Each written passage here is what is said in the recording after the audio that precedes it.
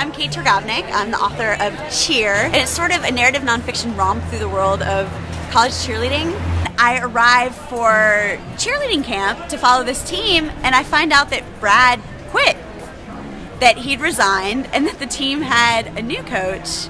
And that was a very low moment for me because I didn't know if the new coach was going to let me follow the team. I thought my whole book could have been shut down right there. And one of the first calls I made was to Joie Jager-Hyman, who'd sort of become my writing partner because we were working on very similar books. I'm Joie Jager-Hyman, and my book is called Fat Envelope Frenzy. 1 year, 5 promising students, and the pursuit of the Ivy League prize. So I followed 5 very different students from different parts of the country during their senior year as they applied to college. Both Kate and I had a year to write our books, and we had hers was due a month before mine. But she was first working at Jane, so she would literally go to her 9 to 5 plus and then travel on the weekends. That was crazy.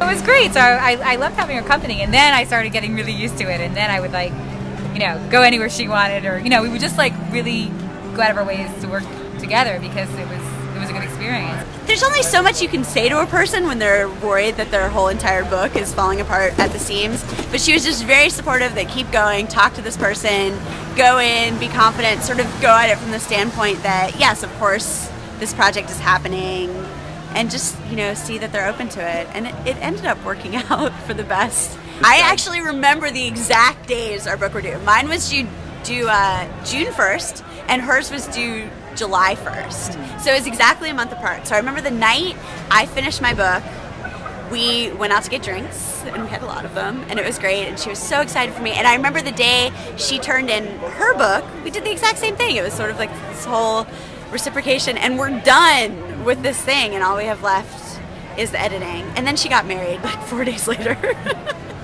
But it does help in a way when you're with somebody, because then you can you can still socialize, and it's not as isolated, but you can both make sure the other one works and enjoy each other's company. And it just felt like, I don't know what it would have been like without her. And it just was much more enjoyable. Nothing will bond you to someone faster than writing a book together and going through this incredibly long, complicated process where most people, you're in it on your own.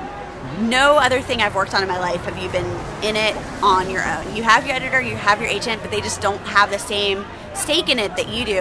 And so it's so amazing to have someone else who's feeling that same intense kind of pressure.